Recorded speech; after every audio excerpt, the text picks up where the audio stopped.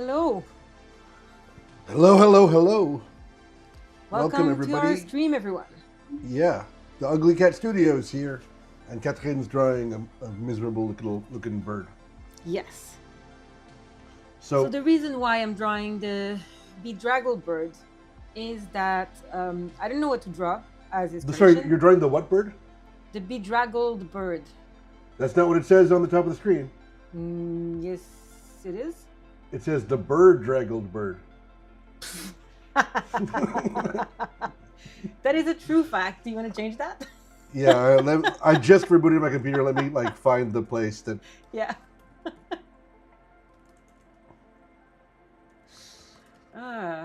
I was teasing you for your pronunciation of bedraggled earlier today, but never did I imagine you'd write Bedraggled. Yeah. Yeah.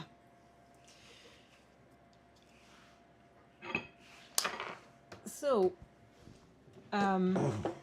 yeah, so the reason why I'm going to remove this. Okay. So the reason why I decided to draw the bedraggled bird was because, as usual, I didn't know what to draw.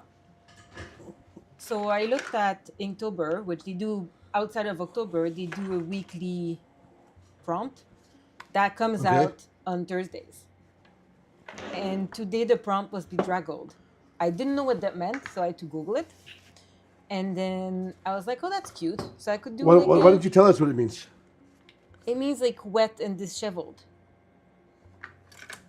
Okay. Or at least this is what the Google AI told me, so who knows if it's true or not. Yeah, you can't believe the Google AI. I know, but I was in a hurry. So I decided to trust him, and then I decided to draw a wet bird. So I have my reference here, and I'm having a problem with my microphone. Give me a second. Okay. So yeah. In fact, I lied. It's not a problem with my microphone. It's a problem with my headset. Okay. Because it ran out of batteries just now while we were talking. And I don't have the right kind of cord with me. So I've attached 2 extension cords that happen to be on my table. I think we're good now. Good. So, yeah. Wet bird it is. I have decided to draw a wet pigeon. Once again, you didn't take my advice and draw a possum. Well, I tried to find a wet possum, like a good. But possums don't have to be wet to be bedraggled. They're like bedraggled to begin with. That's true. But I wanted to do a wet, bedraggled animal, so that's why we're going with a pigeon. Every week, I'm like, you should draw a simpler animal. And now you're drawing a complicated animal with complicated plumage in a complicated state. Yep. Because wetness can't be easy to paint. Nope. You are correct. So you're just like a artistic masochist. Mm-hmm. But he's cute, so I don't mind. He is cute. The comments on the bottom of the screen are weirdly legible today. Well, it's because I changed it a couple weeks ago. And maybe you didn't notice, but I made them bigger. I found No, it's because your painting is horizontal, so it's not extending all the way down. Once again, you're painting the red background, even though it's not human skin. Yes. It is pigeon skin. So we need to find him a name. Okay. So go ahead, find a name.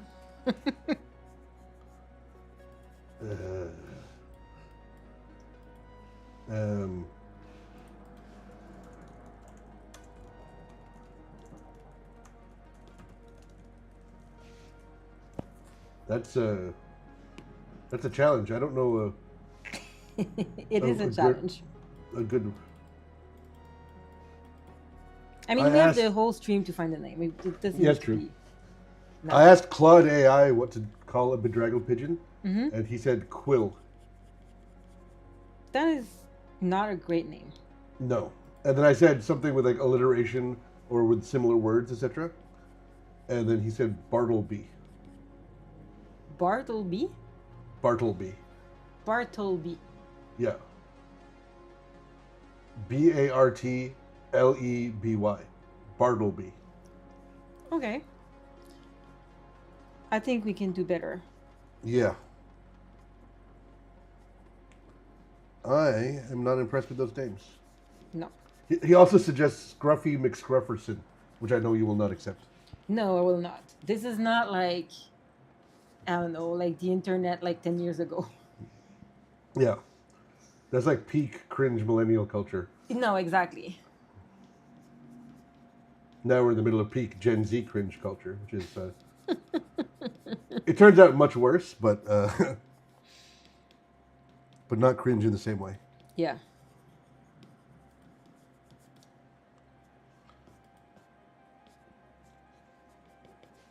Do you know what the provenance of this image is? Like what the source is? I took it on Unsplash.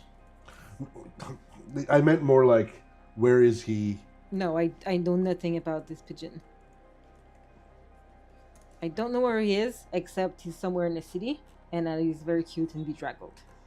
Yeah, all pigeons are cute though. That's true.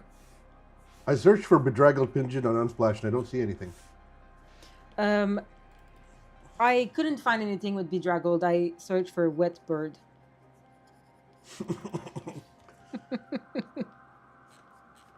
And then I imagine scrolled down quite a bit because I don't see anything remotely similar. Yeah, it did scroll quite a bit. I think a good workflow in the future might be to send me the link to the reference photo beforehand so I can prepare some banter. Because I'm struggling for the banter right now. Difficult to bant without any preparation. Yeah. I forgot to switch my layer with the red, so now the red is on the same layer, which is very annoying. So I'm going to do the background and then do the bird on a separate layer. Because I don't want to have to blend the red, which is not supposed to happen. It sounds like you're talking about wine. Should never blend the red.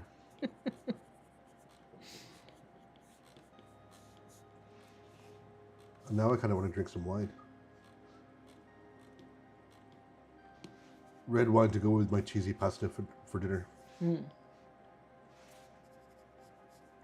seeing a lot of cute pictures of wet pigeons, but not the one you picked. I also wanted to do a wet seagull, but I couldn't find a lot of images. I don't think seagulls get wet that much. What? Seagulls are like constantly wet. No, but I mean their feathers like. It's not desert gull. It's not like dry gull. Yes, but the water kind of like a duck like rolls off. Yeah. They don't get bedraggled. Yeah, that's what I meant. Like of They do course get they wet, get wet. though. They live by the sea. Yeah, but I'm not the one who claimed that seagulls are dry.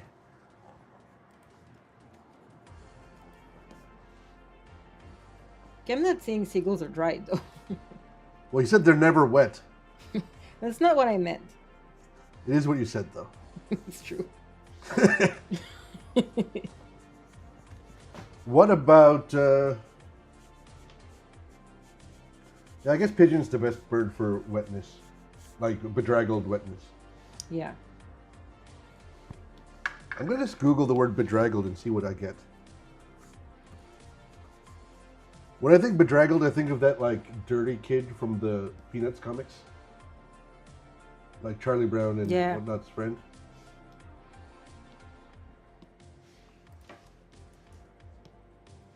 That's more just dirty, though, not really bedraggled.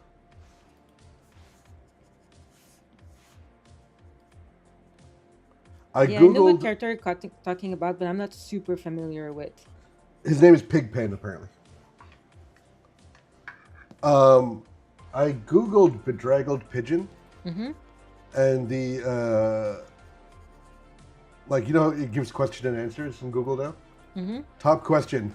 What is dove meat? Dove meat. Yep.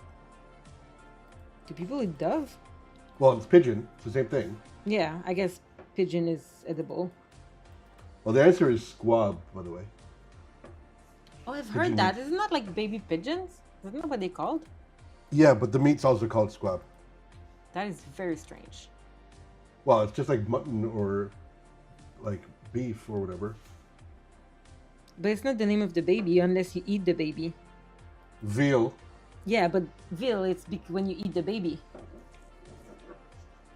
Yeah, I suppose. Lamb. It's when you eat the baby. If not, you eat mutton. Mutton. Yeah, but people will say rack of lamb, even though it's like rack of. I don't know. I always You. assumed that it was like the younger sheep that they were taking the rack from, I guess. What part of the sheep is the rack? I'm assuming the ribs. Is it like the tits, like the woman's rack?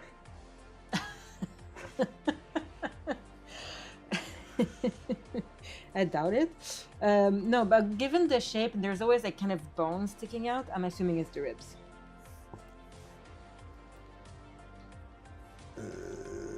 Yeah, it's the ribs. Okay, so rack of lamb is called carré d'agneau in French. Mm-hmm. Agneau is lamb, right? Or is it sheep? It's lamb. Okay.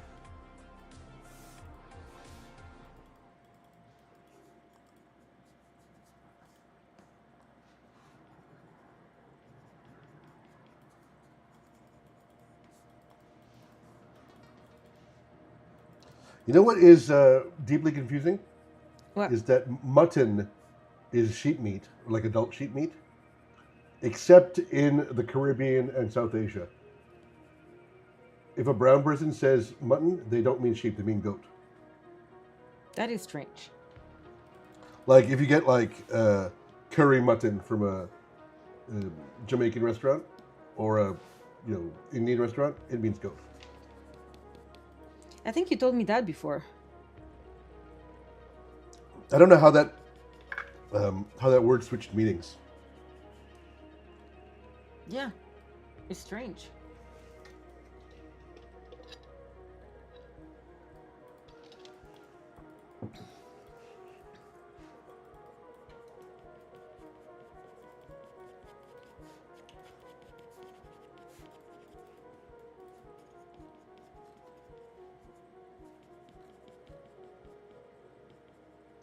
I'm looking at mutton on Wikipedia to find out what part the rack is. I mean, I'm pretty certain it's the ribs. Yeah, it's rib chops. Yeah.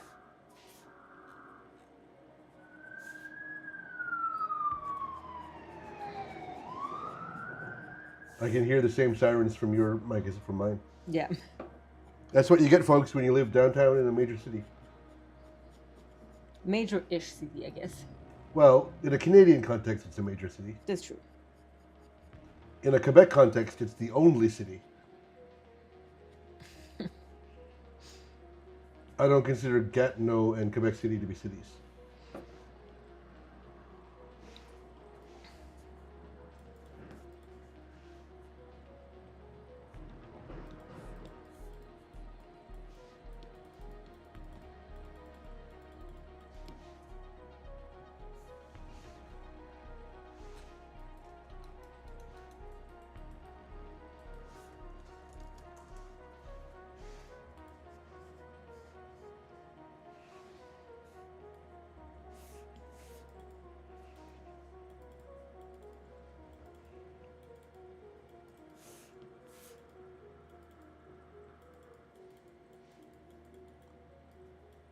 So pigeon meat is supposed to taste like dark chicken.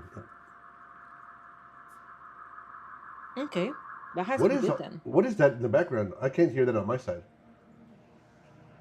It's, I also see the car. What is it? It was a police car.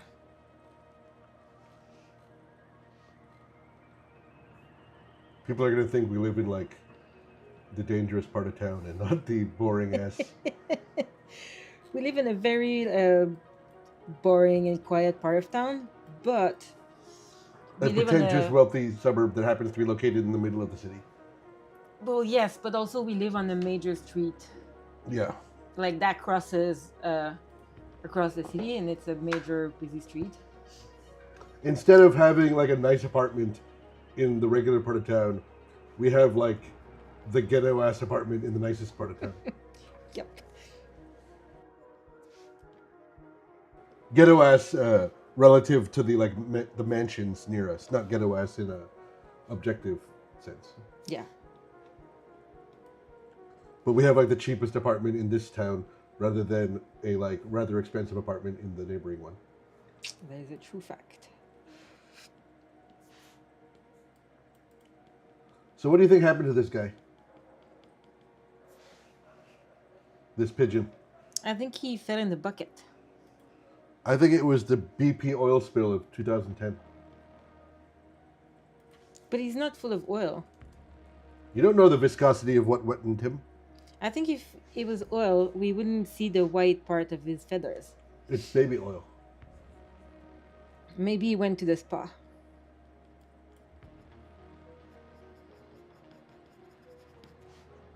Now, don't you come out looking clean and refreshed after the spa more than bedraggled? Yeah, but maybe he just didn't dry himself off. I feel like the spa would like be like, don't tell people you were here because it's not a good advertisement for us. Yeah, but like no one can tell him what to do. So he's ungovernable. Yeah.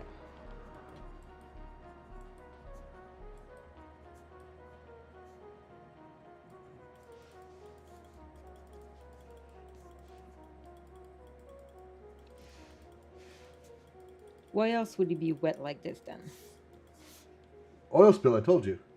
I don't think it's an oil spill. The thing is, like, he's wet, but he doesn't look clean. There's a pigeon. He lives in the street. Yeah, but like it's probably wet from a puddle of gunk on the alley then, right? Not from a spa. Like he didn't douse himself in Evian. He doused himself in gutter water. Okay, Like I don't know. Nestle I feel Pure you're Life. very judgmental. Well, he's not clean. That's the.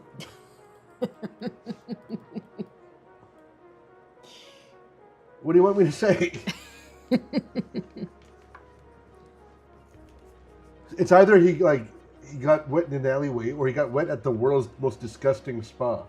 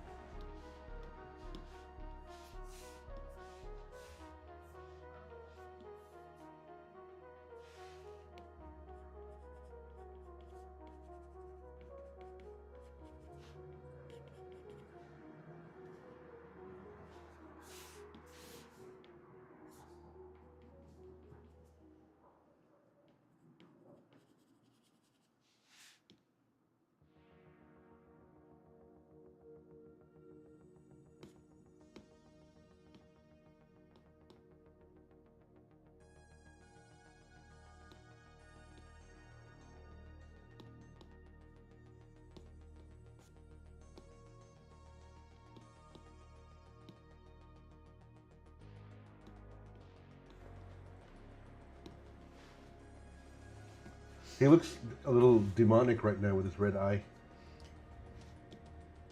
It's true, but it's the pigeon's eyes are always creepy and red. But this one's okay. That's true.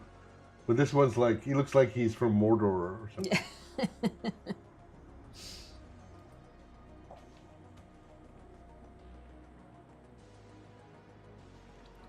Maybe that's why we're in the marshes to go to Mordor.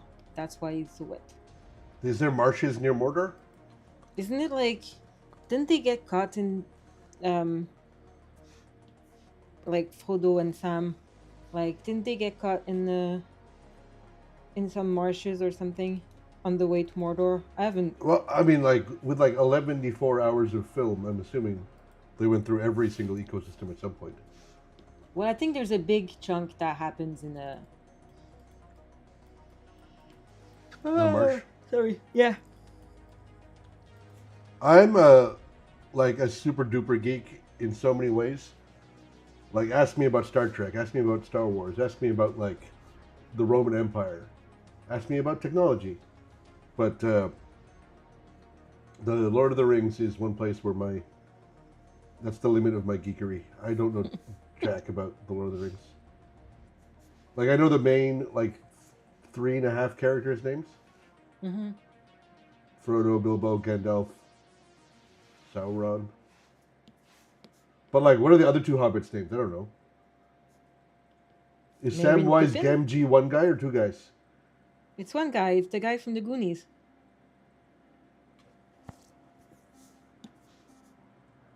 What about the other ones? There's like 3 more, aren't there? 2 more?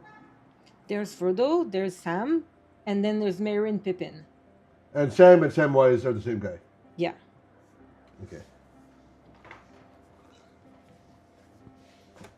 And one of Merry and Pippin, I don't know which one, was the guy from Lost. Yeah, okay, I can see that. And none of them turned into Gollum. No, that was Bilbo, but it's not in Lord of the Rings as Bilbo. No. Bilbo doesn't turn into to Oh no, you're Gollum. right. That's Bilbo. No, he doesn't. You're right. It's another hobbit at some point that turns into Gollum. Smeagol, I think, is his name. Smeagol, yeah, that Yeah. sounds something. I don't know why. That sounds like something I've heard before. Yeah. Good thing no one watches us because people would shout at you if you're like, Bilbo turns into Gollum.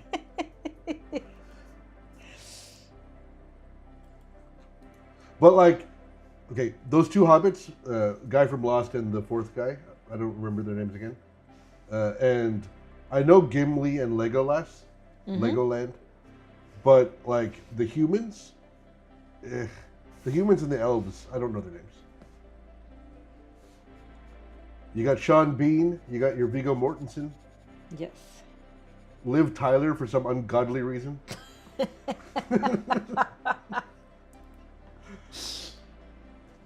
I don't have nothing against Liv Tyler, and I think she's a beautiful woman. But what are you doing, casting people, putting Liv fucking Tyler as a medieval? Is she human or elf? I guess she's elf, right? Elf.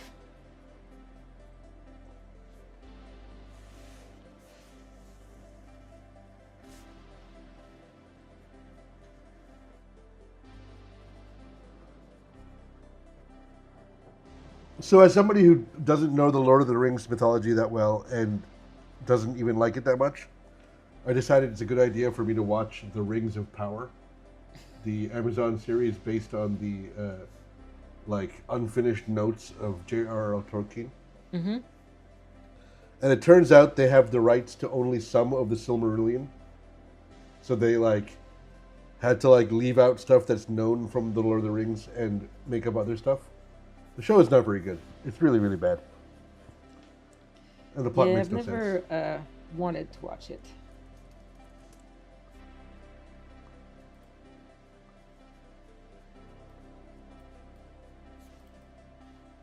Oh, it's based on material from the appendix of Lord of the Rings, but could not use material from the Silmarillion.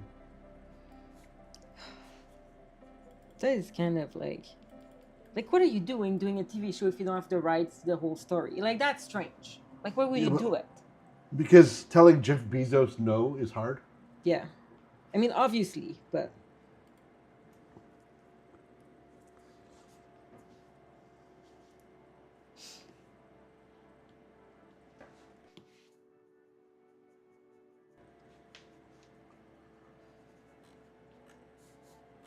They also made the baffling decision to make all hobbits black, which you can't come on any side of that without like getting the world's worst people bitching and moaning. All a big hobbits black? Yep. Or like non-European looking anyway. I don't know why you would do that. Like if you want to have a diverse cast, like have a diverse cast. I'm as a non-white person, I'm all about having a diverse cast, but like Yeah. that just felt like a weird thing to do. Yeah. Like make the hobbit diverse like the regular humans are. Yeah.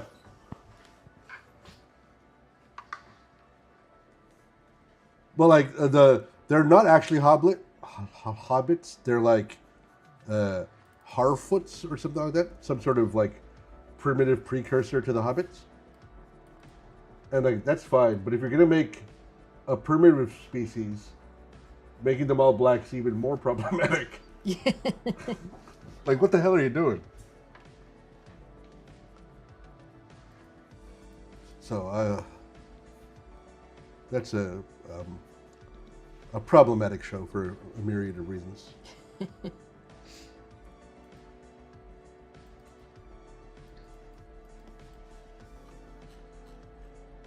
Oh, we just got somebody following us on the Twitch. Ooh. I'm not going to read out their name because that would be doxing. Actually, I don't know if that's doxing. I mean, probably not, but let's still not do it. Well, we shouldn't name and shame somebody so silly that would actually follow us. I guess antagonizing our like fan is not the. Yeah. That's not how you grow. We have very few of them. Let's like keep them. Let's keep them happy. Well, it's slowly growing. We got the 120 on YouTube now. Yeah, it is slowly growing, but we can't say that we're. We have a giant amount of subscribers. No, we can't. Those like 3 people on Twitch are doing a lot of heavy lifting. Yeah. As our entire subscriber base.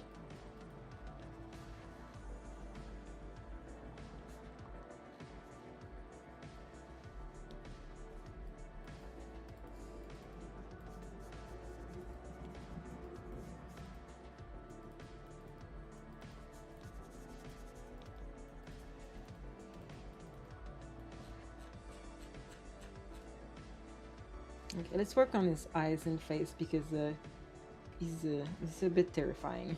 Yeah, he looks evil more than Bedraggled at the moment. Though we could just pivot into making like evil animals. And we're gonna change our name to the Evil Cat. Honestly, we'd probably get less flack for it. Yeah, probably. You know how many comments we get on Facebook? Like, you don't check our Facebook that much. You're mostly on Instagram. But people are like, what a terrible name for a company. Cats aren't ugly. And I have to like respond and be like, yes, we know cats aren't ugly. The name is ironic. Like, here's a link to the story. Yeah. For those who don't know the story, the really short version is Catherine had a cat who was kind of mottled color. And was it a neighbor? Some lady called him ugly, and Catherine took an objection to it. Because he's not ugly, because no cats are ugly. What happened? It was a lady who fixed your vacuum or something, wasn't it? The oven. So what happened is that this cat, Russell... Hey, everything I said was accurate. Well, you can't, it was.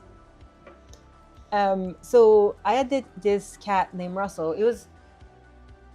I thought it was super cute. He was white with a little bit of like gray spots and like more spots on the tail and a couple spots on the top of the head. And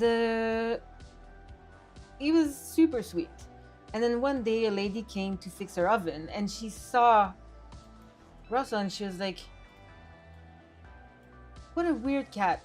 He's so weird. He's so ugly. It looks like they ran out of paint when they made him. You should cut over to my screen. I'm showing a picture of him. Okay.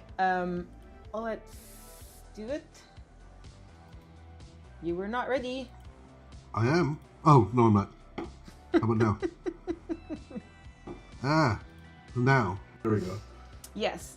So this is a drawing that I've made. I don't know. I was a teenager. He was sleeping on the couch. I made a drawing of him, and then it stayed like pinned on a corkboard in our kitchen for some time. And then at some point, like it either disappeared or I moved out of the house. But I didn't think of that image. And then when we were thinking about the company name, I was at my mom's house and was discussing names. And we were thinking about a couple things. And then we've decided on the ugly cat. And I was talking to my mom about that image. I was like, do you remember I did that like drawing of Russell? Like, I feel like that could be a logo or something. And then she was like, give me a sec. Went down to the basement, came back up with the drawing. She'd kept it all of those years. So it was like, I'm not being into science, but I was like, this is pretty cool that she kept it. So she gave it back to me, and that's now our logo And company name. and company name. Yeah. Oops. I believe we have a painting of Russell too in the store. Yeah, we do. We have. Yeah. We do. Well, I don't have a link to that handy, but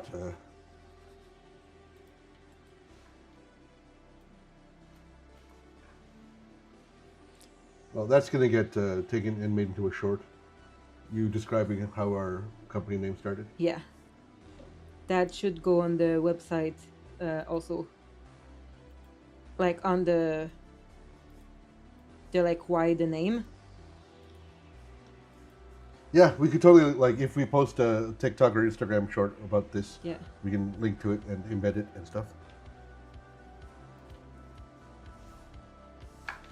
It's crazy how like he looks black when you look at the reference image. Like he looks black, but then when you zoom on his eye, there's so much color. Like the reflection is blue, and there's a lot of pink on his skin and yellow. I find it fascinating how like much color there is that you don't realize that is there.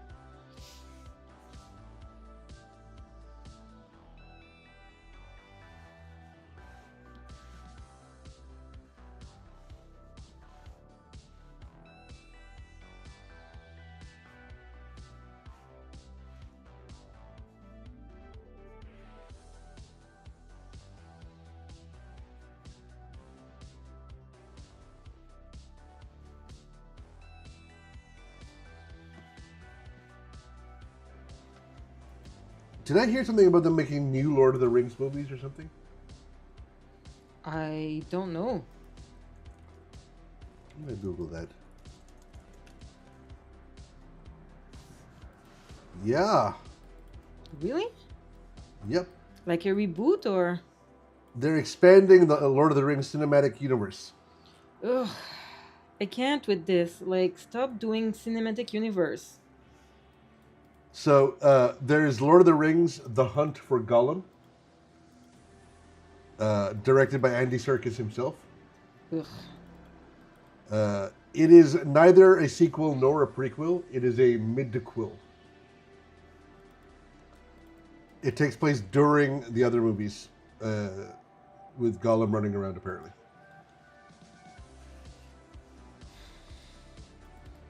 And Stephen Colbert is developing another Lord of the Rings movie. That one bothers me less. Yeah, he's a massive fan. Oh, my back can be changed. He's a massive fan of Lord of the Rings, and if he wants to, like, now that he doesn't have a job, like, spend his time doing Lord of the Rings movies, I'm not gonna. Like, it doesn't bother me as much as Andy Serkis. I mean, he's a talented guy, and he clearly has love for the source material, so maybe. Yeah. I don't know if I'm going to watch it, but. What else is. And a new trilogy is what I heard someone say.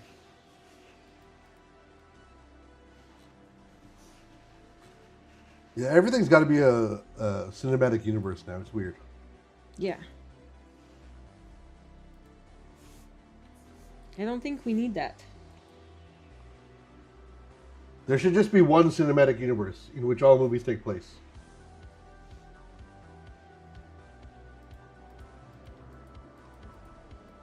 Yeah. That's I believe, the opposite of what you were getting at. But As long as you don't say that there's a cinematic universe, I'm happy.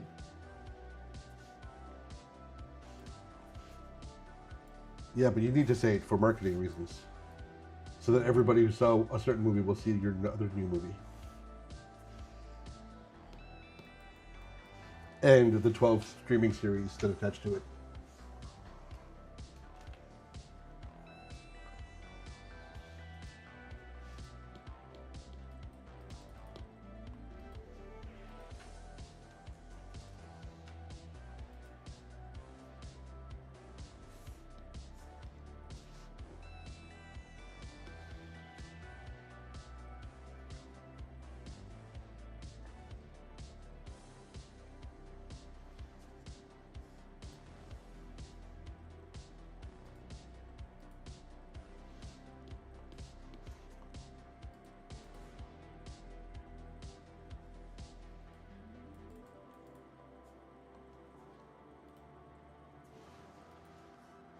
Okay, it already looks a bit less evil.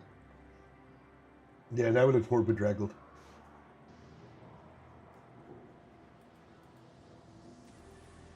A bit more yellow in his eye. Yeah, it already looks like, yeah, less from Mordor.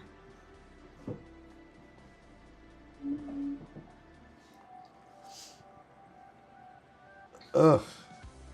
So they're developing all kinds of new Lord of the Rings movies. Mm-hmm.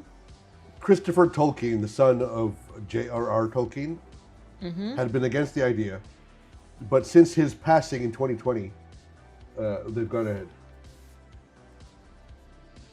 So, like, he's too dead to object. I don't like that.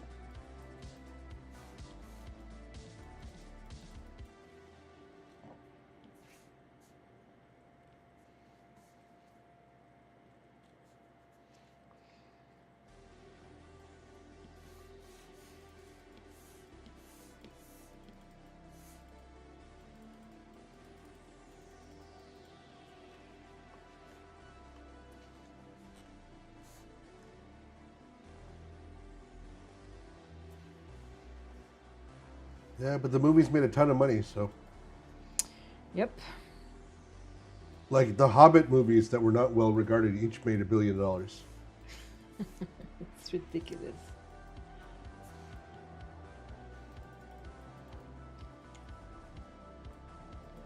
We'll see, maybe I'll have to work on the Andy Serkis version of Lord of the Ring and want to kill myself. I'm assuming that most of the work will go to, like, Weta. Yeah. Peter Jackson's not doling out the largesse to other VFX companies, only to his baby. So if you get any shots at other companies, it'll be like, not major ones. Yeah.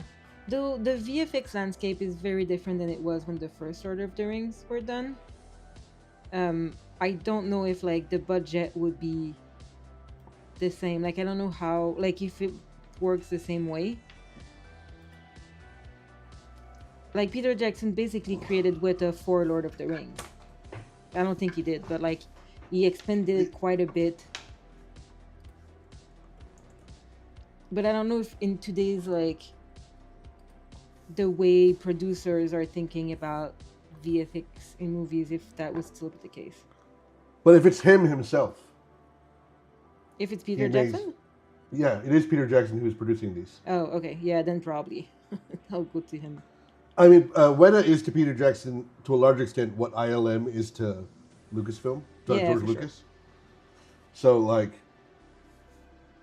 99% of the Star Wars stuff was done in-house at ILM. Currently, that's not the case. No, not currently. I mean, under George Lucas. Yeah. Now that it's under Disney, that's totally different. I'm currently working on some Star Wars stuff, so Are you allowed to talk about that? no. Okay, you'll have to kill every single person that is watching your stream now to keep your secret. Luckily, that is close to 0.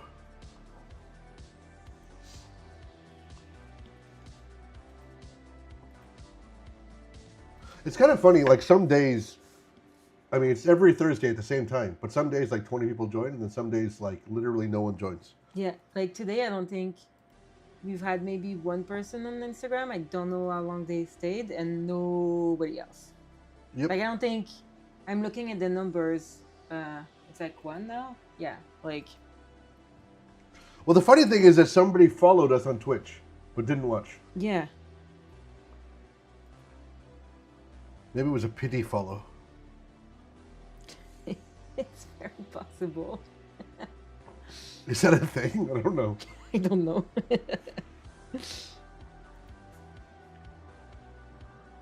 I've learned that you shouldn't give pity likes on Instagram and TikTok and stuff, because then your algorithm gets messed up and you start seeing more of the crappy content you didn't like. Yeah.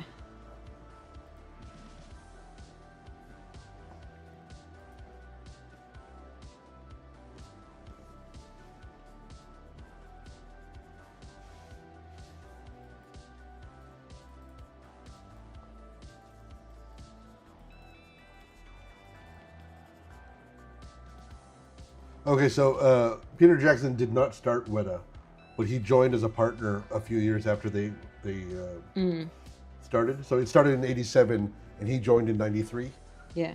and helped build it up. Yeah, and I think that there's like VFX department and not there. Like I think Weta was a big place of like for special effects. Yeah, And like, they did all the was, stuff like, for those crappy TV shows in the '90s, like Hercules and Xena and stuff. That was all Weta. But I think they expanded their actual like computer graphic for Lord of the Rings. Or I've seen that somewhere. Like maybe I'm not. Maybe it's not true, but I seem to remember having seen that. Well, like they had digital before Lord of the Rings, but like they massively expanded for Lord of the Yeah. Rings, and went from like one random company to like one of the major. Yeah.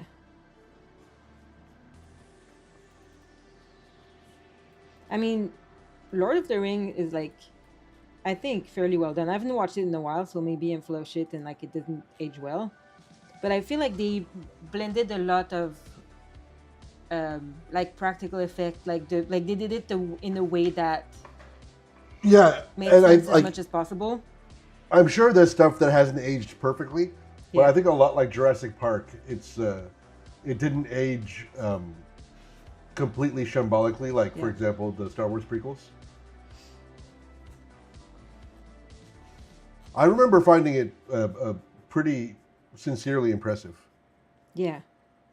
and not just like straight up CG, but like the way they used a combination of on-set and visual effects to make Gandalf look big and make the other guys look small and Yeah. all that kind of stuff. But also all of the like huge shots. Like I remember watching something where it's like the Fellowship walking on top of a mountain, and in order to shoot that, like today they would be on a set and then they would be like tracked and put in a mountain. But they actually like took an helicopter, dropped them off for like 2 days, and like they walked like on top of the mountain, like being filmed with a helicopter. And Well, today they wouldn't be on set. They put you in the fucking AR screen, like in the volume, yeah. and it would look even worse.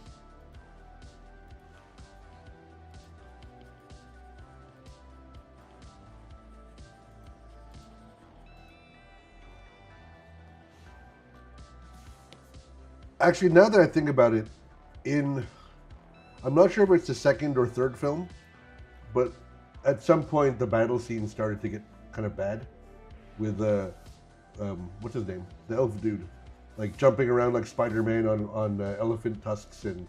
Yeah, I think it was pretty early for that kind of like VFX to work really well. Like already, like today, it's really hard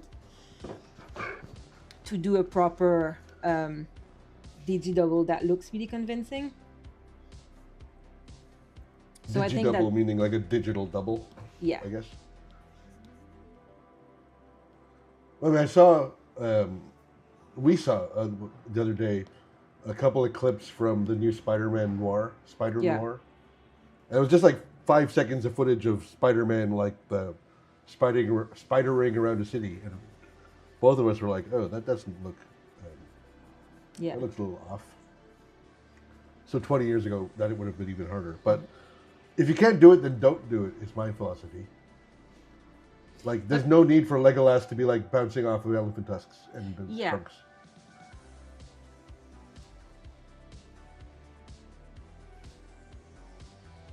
But I think back then, at least there was some restraint. Like I think Peter Jackson had it. Like Yeah. maybe he did a little bit too much in some scenes. Maybe like I think he was getting less restrained by the third movie. very possible. And who's going to stop him? He just made $2 billion for the studio. Yeah, And made two well-regarded good movies at the same time. yeah.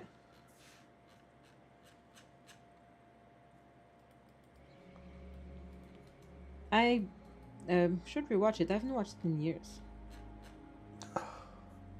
They're long. What? They're very long. I know. Like, I started rewatching them about 12 years ago, and I'm still in the middle of the third movie. That's how long it's been. I have a friend who, like, every couple of years rewatches the full extended edition of all three of them. And those are like 4 hours, 5 hours long. It's, I don't get it. That would take me weeks. I think his head is pretty cute. Well, all pigeons are cute. Yeah, of course. I want to take my finger and like just wipe that little snot off of his beak, though. The little dripping thing. Yeah. I've done this drop. I'll finish it probably at the end, but it's because I saw this reference image. Is it this one? I think it might be this one. No, I almost painted this guy. I thought he was cute. He is cute. Did I not download it? Ugh, well, I don't have it. There was an image that I saw where there was a bird with just a little drop under the beak, and I was like, that's cute. I'm gonna do that on my bedraggled bird. I just found out that the 3 extended editions of Lord of the Rings, if you watch them, it totals to 12 hours and 6 minutes. That's crazy. And people do extended rewatches, including the Hobbit movies. I don't think I've seen The Hobbit. Or maybe I've seen the first one and not the other ones. I'm pretty sure we were together when it came out, and we have not seen any of them. I remember Unless you seeing. I think I remember secretly seeing saw the without first me. one.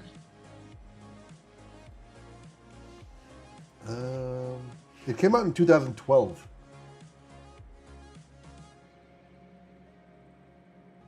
And I know we were together in 2012 because I remember Yeah. you getting mad at Mitt Romney for his binders full of women thing during the debate. Yeah. We started dating in 2010. There you go. So you I don't think you saw it. Like, it feels weird that you would have seen a like sci-fi or fantasy movie without me. I could have seen it with like coworkers or something like that. Yeah. Like we've seen a couple movies. Like I remember going to see Avatar with my work. Avatar came before we met, for sure. Maybe, but I remember seeing movies By a like few I was at years. the Blick back then, so it's possible that maybe that's where I saw it because I seem to remember it. But maybe I'm just remembering the book, which is very possible that this is what's happening. I never read the book fully.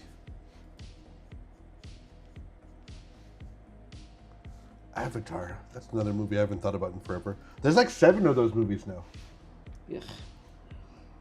Ugh, You really didn't like it, did you? no. And I'm so glad that they stopped with the 3D movies. Shit, that was so bad. It was like an instant headache in theater. Like, it was fun when it was just the IMAX movies. Like, once in a while, you'd go see, like, oh, let's go see the movie with the space shuttle. And then it's fun and it's 25 minutes and it's an experience. Yeah, But 20 minutes of documentary is different from like 3 hours of Marvel slop on a. yeah, I vaguely remember there was a Superman movie. Superman Returns, maybe it's called. Where the movie was not in 3D, but there was like 5 minutes of 3D in the movie. So you had to like put glasses on for certain scenes. And there was like a little like indicator in the corner when you had to put your stupid ass glasses on. I hate that. That was like 2005, I think, 2006, something like that. Yeah, I remember at work back in the day because we had to do the CG, like the 3D movie thing as a VFX company, like clients wanted it. And you have to do it and we did it on IMAX movies. And in order to be able to review the 3D, we had to have the 3D TV with glasses. So in dailies, we had to like pass the glasses around because we didn't have enough for everyone. It was so annoying. And The 3D TVs, thank God, those are gone. I don't think they make them anymore. And when you when you make the CG for 3D movies, you have to do both eyes. So everything you do, you have 3 renders. So, sorry, say it again. You lost me. When you do the CG for those movies, you have to render images for each eye. Oh, like 2 separate, like, yes, different angle. Yeah. Yeah, exactly, because that's what gets separated and that's what is being picked up by the glasses. So when you work, you have 3 separate renders for every shot. Left eye, right eye, and middle eye that it's like for just overall seeing if like the animation work. You're not going to do it with both eyes. You're just going to work in the middle, and then when everything's good, then you render both eyes, and it's so annoying. How do they...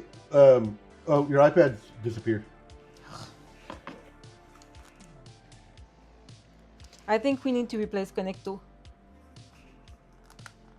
Connecto is our little adapter thingy to hook the iPad up to the screen. That is connected my iPad to like the HDMI and I think first of all we need a better HDMI cable. I think it's Connecto. Well, let's discuss our technical issues off the call. Oh, it's back. My question was going to be, when they do a 3D movie, like natively in 3D, what do they do to sell the 2D version? Like, do they just pick left eye? I'm assuming they pick one of the eye. Or maybe we deliver the middle eye, the middle as well, and this is what they're using. I am not sure. And is there 3 cameras on set or just 2? I think, I mean, for current movies, when we were doing them, maybe some film with 2, but I don't know. I know that there's a lot of conversions. Yeah, after the fact conversion. Yeah, exactly. I don't know. But I'm talking about natively shot 3D, like Avatar does. Yeah, but I'm thinking about the IMAX movies I've done in 3D. And these might have been shot with 2 cameras. I don't know. I don't remember. I think IMAX 3D So was shot long with ago. 2 cameras. What? I think IMAX 3D films were shot with 2 cameras. It's very Or possible. with one like Remember, double camera. the main guy who used to work for the IMAX movie, Stephen Lowe, his dad invented the IMAX format. And this guy was passionate about what he was doing. And so I really wouldn't be surprised if he filmed it correctly.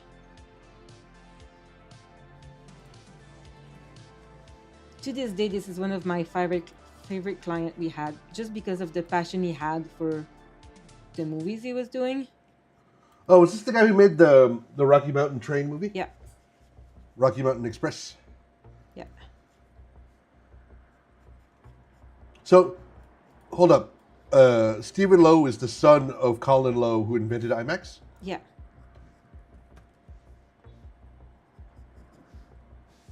Huh. Wow. Something like that. He was involved in the creation of IMAX. Okay. Yeah. But he's a well-known name in the IMAX universe. Cinematic universe, if Yeah. you will. Yes.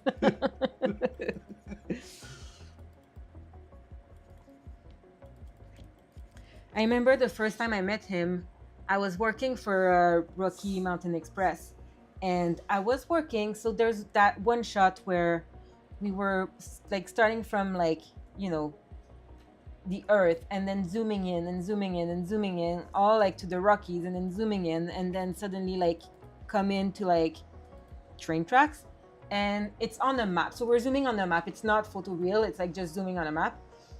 So we had some and it needs to be like the geography needs to be correct because this is a documentary, so that's important to him that things are correct. And we had some elevation data for the Rockies, so our mountains were accurate, but I had to do the textures, and I had to trace the rivers and the lakes. So I had to like take a section of the mountains, and was massive scale because we had to zoom in really close, and then try to like figure out where that was in the actual Rockies. So like take the image and try to match it to like the mountains, and then when it's matched up, I would like draw the rivers. And it took me so long because there was so many to do, and it's huge. And then when Stephen Lowe was at the office reviewing it, and I wasn't in the room because usually you're not with the clients, but he asked to meet me because he was like, this is like tedious work. So I was invited in the meeting so he could say hi. And then I saw it multiple times after that. But it was always like at tons of stories about like how he shot the things, and it was so interesting. Like he's a fascinating guy to listen talk about like how he films his movies. You can tell the passion that somebody has for a thing. Yeah. In like the output. Which goes back to the Lord of the Rings. That's why I'm not so concerned about Stephen Colbert making a Lord of the Rings movie. Yeah. I was just, while you were telling that story, I was looking at IMAX cameras, and they have like a double camera they use for 3D filming for IMAX. It's like a big-ass camera, but there's two front bits. I don't know the terminology. And I remember in the Rocky Mountain Express, like those are huge cameras. Yeah. And, you had to like, in the helicopter shots, you had to like attach the huge ass like IMAX 3D camera to the outside of the helicopter, or like attach it to like the wheel of a train. And like, that's a lot, like it's a massive camera to attach on an helicopter or a train. I assume those are a lot smaller now that they use digital and not like ginormous film canisters and stuff. I don't know if IMAX is digital. I don't think it is. It is now. It is now? Yeah.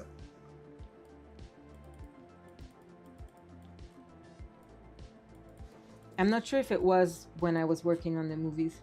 It's very possible that it was. I don't remember.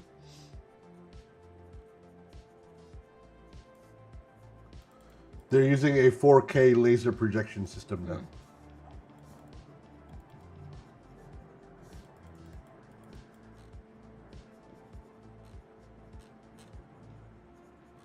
I saw recently, I think on Adam Savage's YouTube channel, a really cool channel.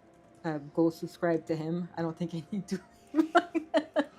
You're not willing to to beg people to subscribe to us, but you're going to give like free coverage to Adam Savage. Yes. Who doesn't need our help. Yes. He went... Unsubscribe from Adam Savage and resubscribe to us. That's what people should be doing. Anyway, he doesn't need 2 million subscribers. 7 million subscribers. Fucking hell. I mean, it's a fucking Mythbuster. I know who he is.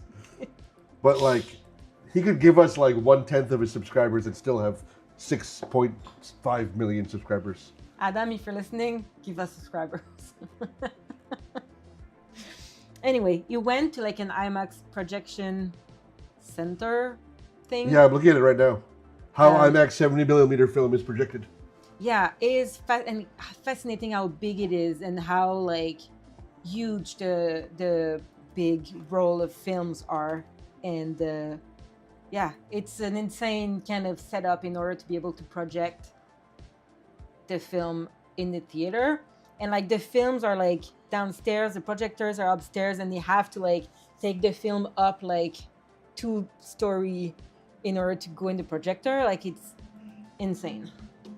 And it's another reason that IMAX movies used to be like 20 minutes long, because like Yeah. that film is huge, physically huge. I guess I understand why the guy has 7 million subscribers, because he's compelling enough that I'm watching his video right now while we Yeah. make our video.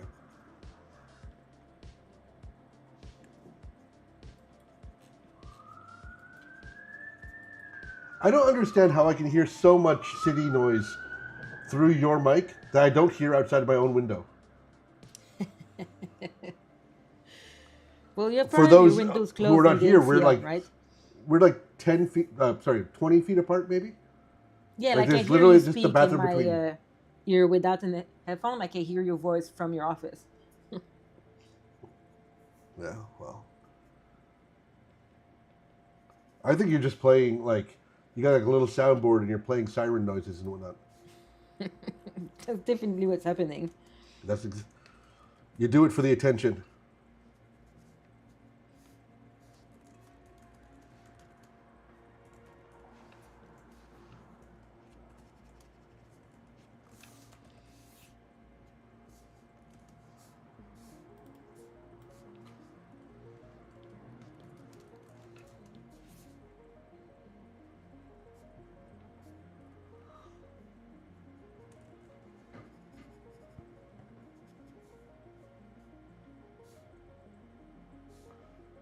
So I imagine this definitely isn't going to be a finished in one afternoon painting. No, I don't think so.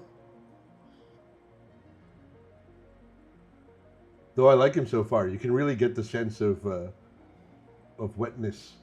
Yeah, I think, and I'm pretty far along. I think this one is going to be a 2-parter because we're probably going to stop it soon. Like it's been an hour now and it's very quiet. So I think we're probably going to call it very soon.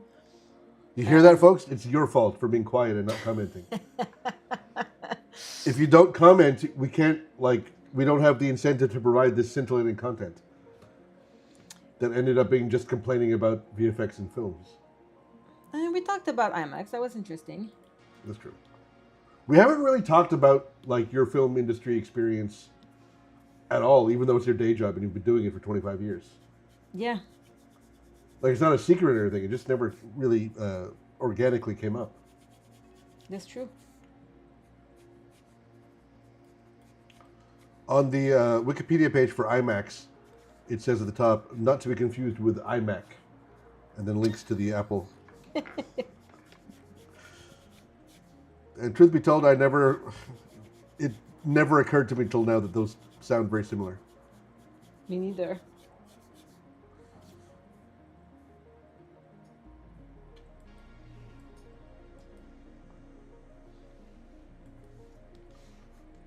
So there's one good reason to keep going and not end the stream today, early, is that once we end it, I gotta go finish cleaning up the kitchen and doing the dishes. If we can keep this going long enough, then it'll be like, oh, I'm sorry, it'll be too late. We'll be tired. I'll do the dishes tomorrow, and then not do them tomorrow. So I'm holding out for that. Okay.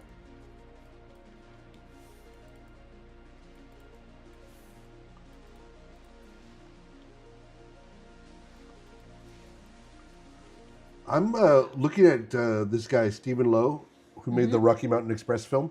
Mm-hmm. He made a lot of other cool documentaries. I worked on several. Which ones? One about trams. one Super about, I think, waves. Yeah, it's a super Tahiti wave or something like that. Yeah. And, well, tell me his filmography and I'll tell you which ones. I'm loading it now. I was stalling for time. So it would be around when you worked for Rocky Mountain Express, which was 2011. Yeah. So there's Ultimate Wave Tahiti, Yeah, that I worked on. Legends of Flight. That I worked on too, I think. It's about airplanes, I guess. Mm-hmm. Then there's one called Rescue, which appears to be about helicopters. No, it's about like different Earthquake? rescue vehicles. Oh. Then maybe not. The name sounds familiar, but Oh, the Trolley. yes, That's that I worked on. That's the one about tramways. Yeah. And then there was Aircraft Carrier. Yeah, I think we worked on that. I don't think I did. I think that was at the time that I was maybe close to leaving. And then there's one called Train Time. This I didn't work on. That's about the BNSF Railway, which is a big freight railroad in the U.S. I wasn't Burlington Northern Santa Fe Railway.